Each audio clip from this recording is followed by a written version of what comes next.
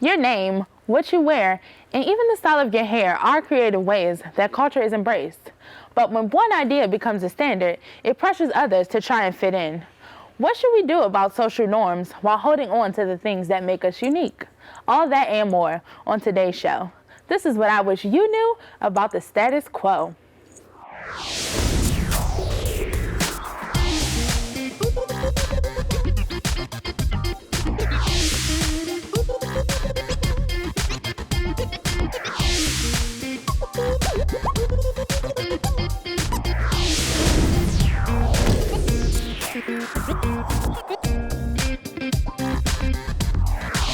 Hey everybody, my name is IWYK Walls, and welcome to I Wish You Knew. Our society sets the tone for what's in and what's out, and not playing by the rules can sometimes be harmful. Where do you draw the line between fitting in and being true to self? Here to tell you what they wish you knew are... Hello, Zeppelin Tillman. Hi, I'm Shauna Mizell. What's up, guys? It's Byron. So, two African-American teenage girls were given detention and suspended from sports teams for wearing their hair in braids, a hairstyle that's normal for people of color. Was deemed unnatural and disturbing by their school and the strict hair policy. So I guess, how do you all feel about the fact that wearing braids and something that is typically normal for a lot of people is so scrutinized in a school, and it kind of, puts people in a box? Well, I want to jump right in and say I think that just shows how backwards our society is today. How we as African American people have come so far and gotten so far in society, but yet it's still those little places, those little gray areas where everything that we do is still looked upon as bad, as distracting, or it just shows you like where we are as a society and just how just sad it is sometimes. Okay, so from like a policy standpoint, if policy is in place or there's something, it says for instance no hair extensions or something like that, at what point do you think? So I guess my question is, do you think that is strictly targeting a specific group of people? Yeah, I feel like when I hear hair extensions, I like picture the little clip-on, like blue hair and like green. I feel like that's colored stuff, like colored hair and stuff. That's what I think. But I know, from being at a beauty supply and stuff like that, hair extensions can be just a wide variety of things. Yeah. I feel like they should specify more on what they mean, because like just to extend your hair shouldn't be a problem. But if you're like extending it with like red and all these other distracting colors, because that's also in their policy exactly. too. Then that I feel like that. that should be strict, not just extending your hair and keeping it the color that your hair is. I feel like that part is strictly targeted towards black people. Okay. I think they're subtly targeting people just by saying, no extensions. So who preferably wears extensions? Yeah. Or braids? These policies that they put in order target us in one way or another. It's just subtle. I think for me, I would have to say that, like, I understand policy and I understand abiding by certain things, but at one point we weren't considered a whole person, and that was something that people had to uphold and stand by. And so I think that certain things do need to change, because obviously you know better and you do better. I also feel like in terms of school, it's kind of like, I get it. You want a uniform look across the board. Because when you think about extensions, you think about attention, and they're in school to focus. So there's two sides to it. But my problem with it is that it also states a hair state that's unnatural. The family also explained that the children chemically straighten their hair. They got no pushback about that. And that's a part of their policy, unnatural things. That's not natural for most African American people to have straight hair. Some people do, but most don't. And so I don't think that it's fair, to use it to your convenience, because braids are a protective style, and it's not something that's meant to be distracting. It's something to keep them from having to do too much, and actually it keeps them from being so distracted about their hair. So I think that what you're kind of speaking to now is kind of like the cultural nuances, though, that like if you're not necessarily a part of that culture, you wouldn't really know, those sorts of things. And so it's kind of like, is it our place to have to kind of go and explain that sort of thing, or should we automatically just accept that they know? I mean, like, we honestly aren't naturally like a part of their system. We had to kind of force our way kind of into that space. And so I do think there's a bit of education that does kind of come along with it, and these sorts of conversations are good and probably ones that happen like in their own space afterwards. But I do think that there is a bit of education that we do kind of have to apply to that, and that it may be a bit unfair just to think that somebody should automatically know something that is, you know, a part of your culture. But I mean, I have to disagree. Yeah, I because feel like- if you made the policy, Yeah. you couldn't have been ignorant about it when you made Exactly. it. Y'all had to have a my conversation thing is this, initially. Why couldn't you have been ignorant though? But this is So- the thing. If you, this is my thing about that.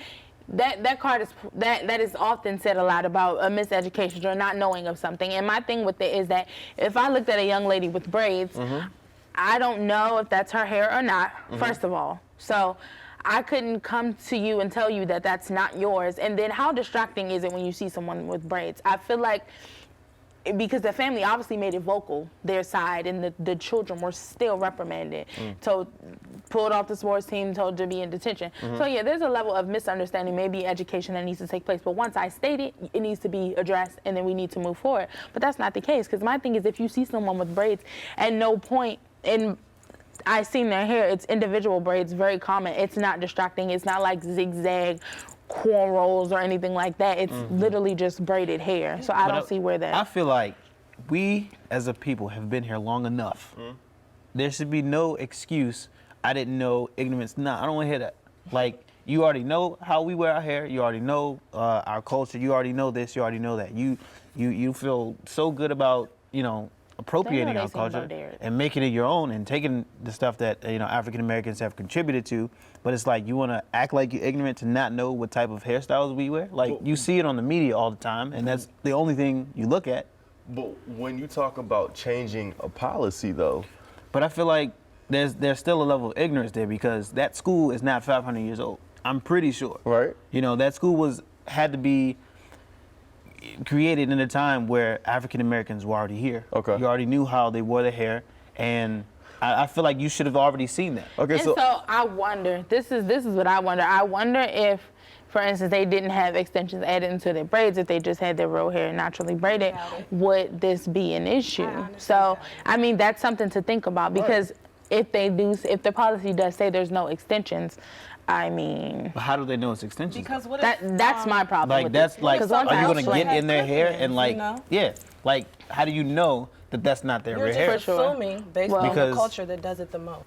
We could go on about this forever, but we have to take a quick break. First, it's trivia time. What entertainment star produced a comedy documentary titled Good Hair? The answer when we return.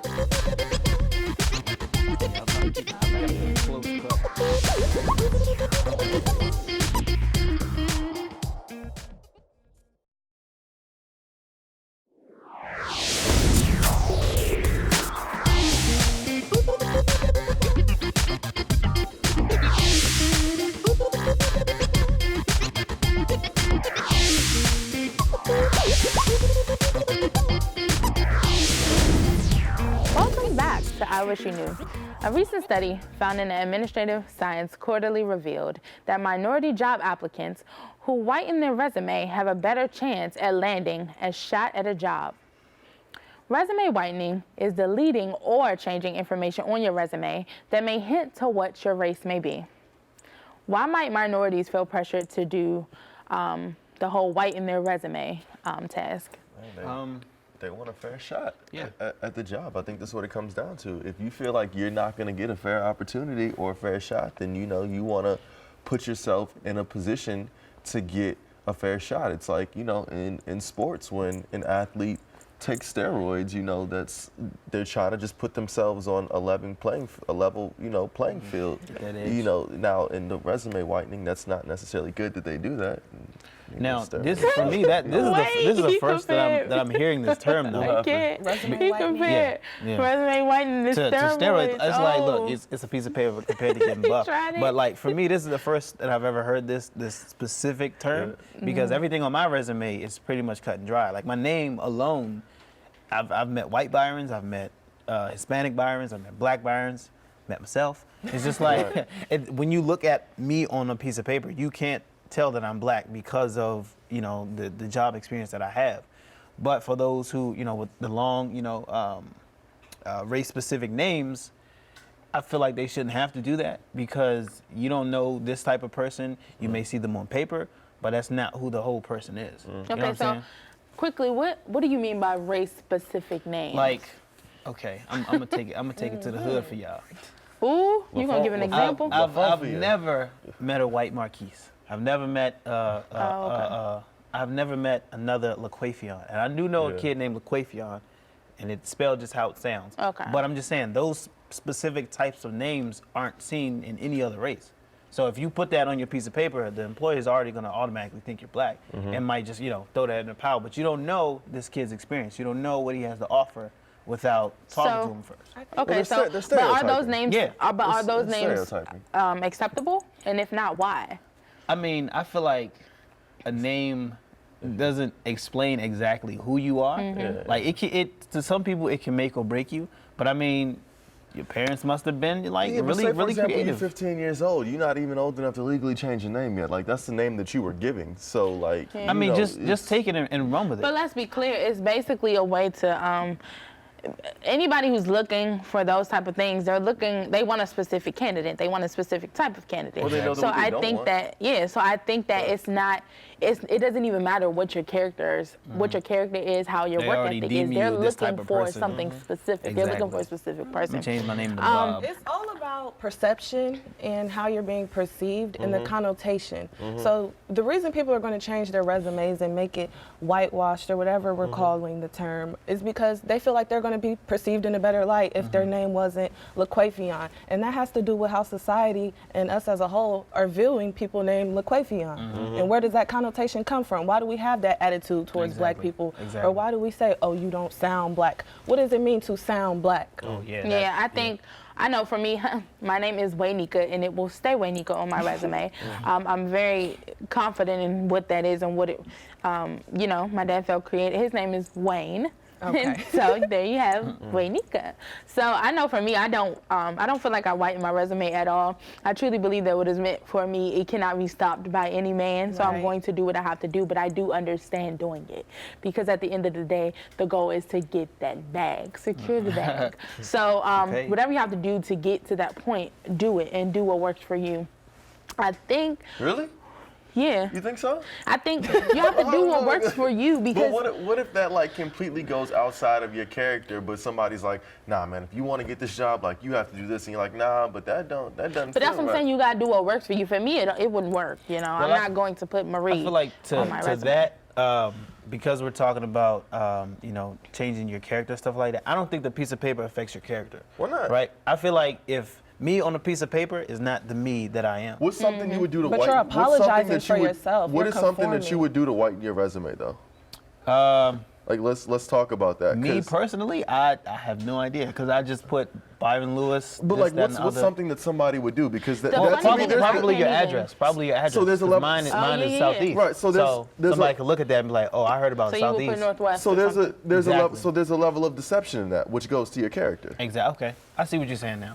And but I two, feel the like thing about the name, even though you didn't pick it, basically, essentially, why someone is judging, it's like I can't even, but my thing is like they think that if a person gave you this name, that's the person that raised you, you must have these That's qualities, the whatever the case household that you is. came But I've from. always had a problem with that because people will say that LaQuafion or Escalade is wrong, but then Michelangelo is cool or it's different or, you know what I mean? So it's just like, it bothers me that you still have to do these things, but I guess it's imperative.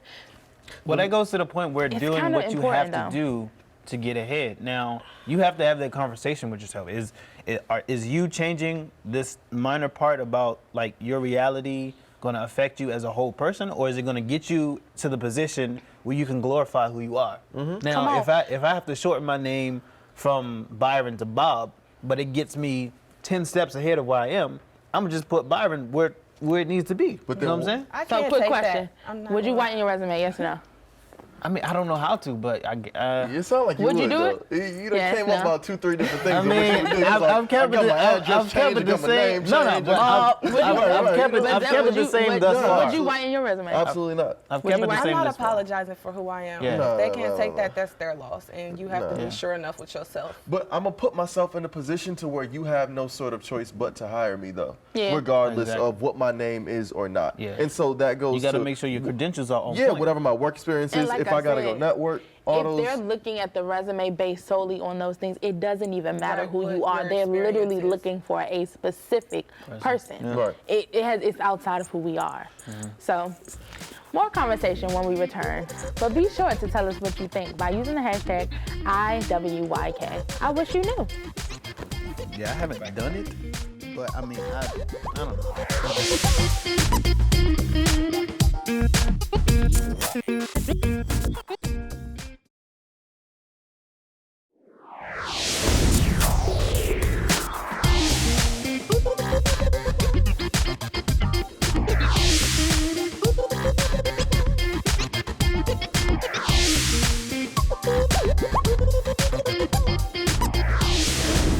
Welcome back, and thanks for staying with us.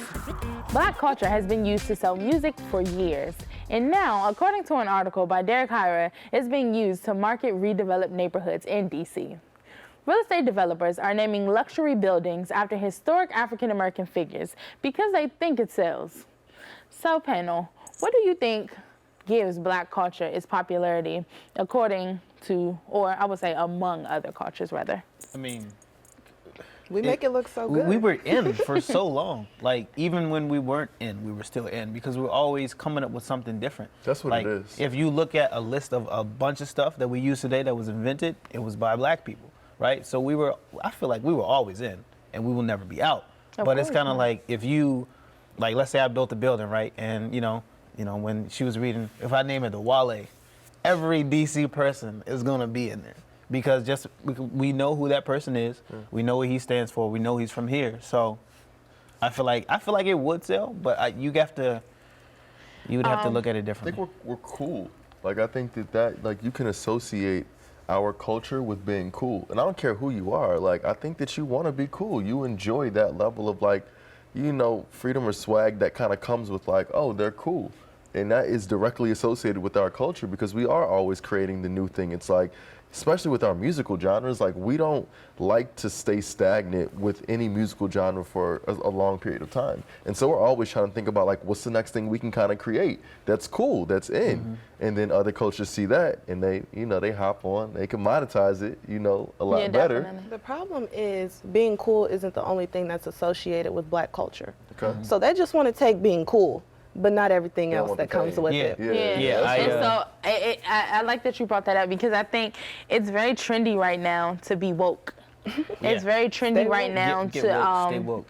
She don't like at least Y'all heard even Redbone? if remember Stay who? scheme. Redbone. the Yeah. song Redbone? Or I think it's even it's trendy to kind of capitalize off of the Black experience right now. That's very in. So I think what it does is if you even act like you understand the struggle a little bit, and especially if you're not African American, You can come to the cookout. that's what I think sells Exactly. these developments. That's So it's like thing, yeah. I live in the Duke Ellington. I'm just using any. I live in the Duke Ellington, and now I go research who Duke Ellington was. I didn't really know, and then I find out who he was and how amazing. And then when I talk to people, I sound like this, or I sound educated, and I know the experience. But it's funny because a lot of the people that are living in that Duke Ellington, most of the time are not us. Yeah. So. It's a business move. Is it right? No, but it makes sense because it's the wave that the world is on right now. Can we talk about, I'm sorry, but the young girl from DC, or the DMV area who came out with this camouflage 2-piece set. She sent Kylie Jenner some free pieces. And then next thing you know, Kylie Jenner came out with a whole camouflage line. That happens more often than not, especially in the fashion industry, but that has always been the thing with Black culture. that's in general. So many Elvis things happen, Presley. like hoops, and it's so funny, long nails. I think I know for me growing up, I used to wear long nails all the time in high school, and so back then everybody would be like, "Oh, it's ghetto, and why do Even you do colored this?" lipstick. And now, Oh, what you doing with it's black like, lipstick oh, that on? long nails are all the rage and everything. That I don't know. That bothers me. So what's like the alternative though, right? Because I think that this isn't, as we're saying, this isn't a new phenomenon. It's not a new trend. Definitely not. So like, what do we as millennials? I mean, how do we approach it now to where our kids 20, 30 years from now aren't having the same conversation? I feel like, well, to start off, I'm going to quote a friend of mine who, when I was writing a song last year, she said some real stuff that stuck with me. She said, I'm going to just make it, TV appropriate. Everybody wants to be a brother until it's time to be a brother. You know what I'm saying? Meaning everybody wants these accolades, everybody wants to be popular, everybody wants this and that and the other of this type of culture, but nobody wants to deal with the police brutality. Nobody wants to deal with the race riots. Nobody wants to deal with all this other hard stuff that being a brother entails. You know what I'm saying? So I think we just have to do something that's just like outrageously unattainable by any other person in order for that to not be duplicated. If we're being honest, like for instance, the use of the N-word, I think that was something that we wanted to own. It was something that we could have to ourselves. Everything that we did had been recreated. And I mean, it's beautiful, but when so many things have been stolen from you, you yourself have been stolen from your natural birthplace and what you do, and then you're put into a new place. There's so much yearning and like you want to have something that's your own. So I think that's what we started to do with the N-word. So I do understand what you're saying. I do think it's okay to be inclusive because I think that we are. Like when you look at our award show, we don't close them off to anyone. If someone from a different race performs or does anything, we're never like outraged or upset about it. But I do think the internet is kind of the cause of a lot of it. I think it's less to do with so much. It is cultural because I think young people on the internet, the suburb girls have been watching the city girls on Snapchat. So now everybody's the same. Everybody talks the same. Everybody likes the same thing. So I think the internet had a big part in that. And my thing is, only thing I have a problem with is appropriation. Appropriation of culture. We just got to stop accepting it, honestly, because it's okay for Kim K to bring back boxer braids, but these two young girls can't go to school because they have braids in their hair. And we're accepting that, and we're clicking on these articles, and we're reading it, and we're getting these businesses more money. We got to stop accepting it. We give a lot of co-signing for people into our culture, and then like once they're there, like we can't, like we brought them in there, but then now we want to like kick them out. Like the moment that, as a good example, that she came in with like that whole 23 type stuff, if we would have shut that down, with that, with the mic, with like the mic, like the biggest producer brought her into that. Mike Will, like he brought her into that. So if he didn't do that and we didn't accept that, then maybe we don't get it. But it's like we allow them, but then we get mad when they capitalize off of it. We talking about a consumer like standpoint. Like I just want to touch on just how we support businesses, right? Let's say every black person in America stopped going to Walmart. Walmart was shut down. Just like it's a fact. If every black person in America just stopped supporting something, power is important. that will cause pandemonium. But how much do we really care though? But that's the thing. That's the thing. We have to care enough. Like, well, he went to Walmart. I'm going to Walmart. We have to care enough about value. these types of issues in order to affect change. Because it's like if I don't care, but you care, that's you only care. But if we care together, a lot of I think there's definitely a lot of passion here, and black culture is very important. But unfortunately, it's that time. I enjoyed this topic, but we do have to go. But before we go, panel, the answer to our trivia question is, in 2009, who was it? Chris Rock. Yeah, Good Hair. Chris Rock produced Good Hair after being asked the question by his daughter about hair in black culture. Did y'all actually see that? Yeah. I thought it was